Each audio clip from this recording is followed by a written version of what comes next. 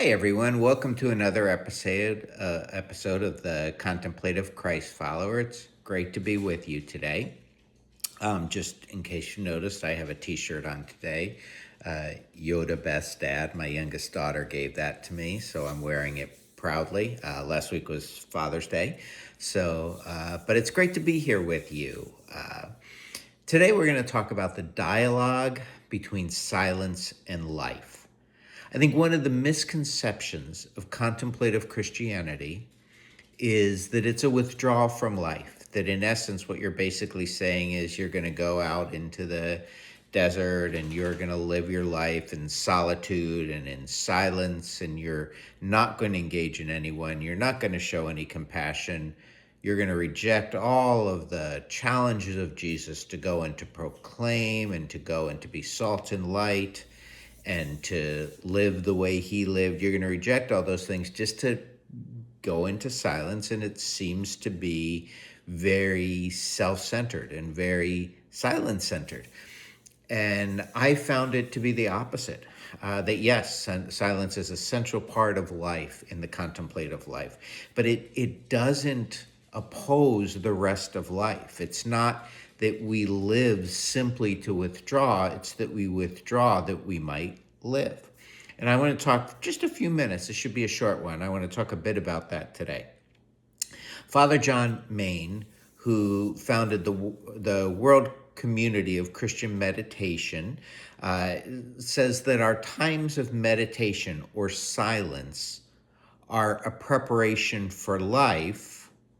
And then he says that, excuse me, let me just read it the way he said it. The times of meditation, parentheses, silence, are a preparation for your life, the way you live. And the way you live is a preparation for your meditation or your silence. They are in constant dialogue, a silent, effective dialogue.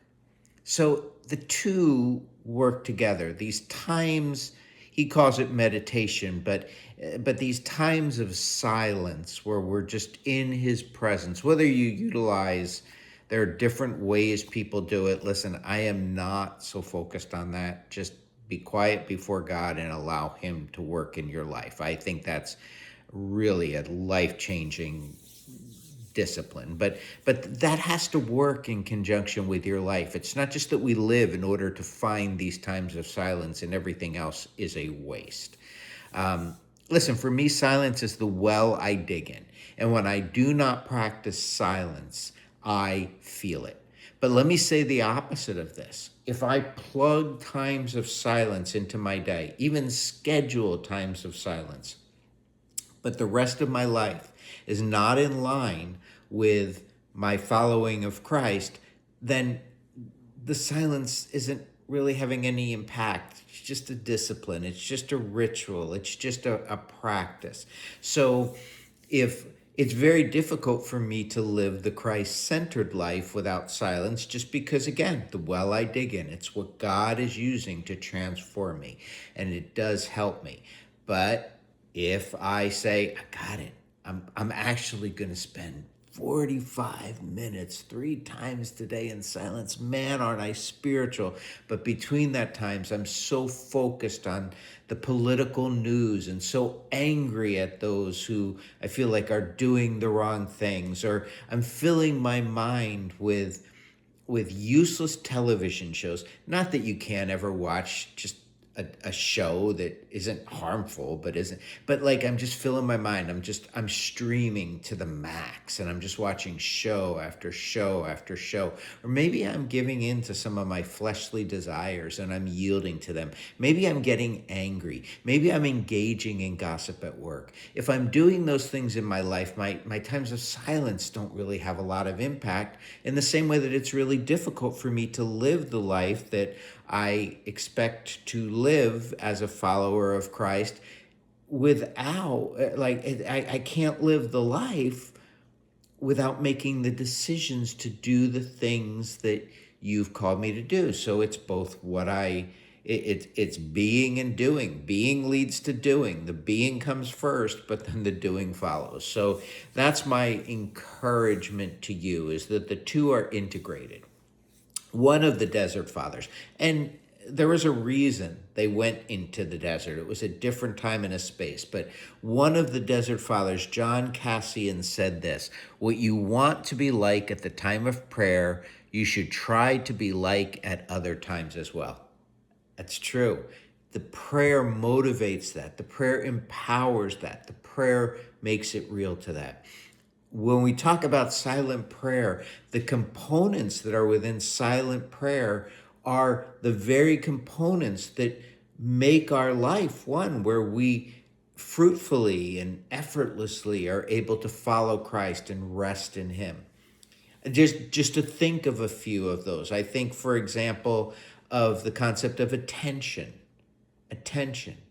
In the discipline of silence, we have to give attention to silence. We, in essence, just have to be there. We can't let our mind go in a million different directions, but we're focused on where we are. And for those of us who follow Christ, we have found tremendous benefit in that discipline of attention making its way into our lives. Yesterday, I was walking on the beach. We spent a day on the beach. My attention was to be on my wife, and my attention was, I looked at the waves, I looked at nature, I glorified you in that. Last night, we went out for a meal, and my attention was on being with my wife in that meal.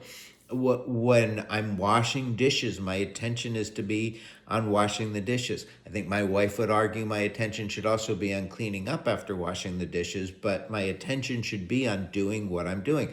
Whatever I'm doing for your glory. And in the same way that in silence, I have to focus my attention, in life, I should be focusing my attention on what I'm doing. Another concept that I think is very valuable is death to self. Now, I understand theologically, yes, we identify with the death of Christ on the cross. But I'm sorry, I'm still going to talk about dying to self, because what I'm talking about is dying to my false self, the old me, the part of me that was seeking to go in a certain direction, the part of me that was always only focused on its own wants, its own wishes, its own desires. And I was focused on that self. And I want to die to that self. I want to give it up. You know what? There is a very real picture of death in our times of silence. We're not thinking. We're not acting. We're not trusting in ourselves. We're not using our own power to do things or to convey things. Now, I believe that in that time of silence, there is prayer going on, but it's what he talks about in Romans 8, where I don't even know how to pray, so the Spirit prays through me. So in silence, I am really dying to myself. And in life, I should do the same thing. I should die to my goals. I should die to my aspirations. I should die to what I want to be. My lectio today, my lectio divina in the passage in Matthew 10, I believe it was, what led me to the idea of loss of life, right? Like I am to lose my life. And that's not a call to suicide, but that's a call to losing my life, to losing my self-life, to losing my false self, to losing my old me, to losing my old nature. I want to die to that. And as I give myself in silence, it prepares me for a life where I die to myself and esteem others better than myself. Another concept is surrender. The Christian life is about surrender to Christ in me, the hope of glory, surrendering to him, no longer I, but Christ living in me, and then living life by faith in the Son of God who loved me and who gave himself for me. I surrender to him. I know that I can't live this life. I know I can't look like him. I know I can't act like him, but I surrender to him, and I surrender in a very real sense to his Spirit, and then his Spirit empowers me. I don't become perfect, but his Spirit empowers me to look more like him. So the key today is to understand that we don't choose between a life of contemplation, which is a life of total separation from the world all the time, or a life of standing alone, or living a life like a follower of Christ. No, it's both and, not either or. We do find those times of silence, but we withdraw that we might live our life. And then in our life, we draw from those times of silence and those same principles: dying to self, paying attention, surrender, etc. Those principles make their way into our life. You have a great day. God bless you, and I will see you soon.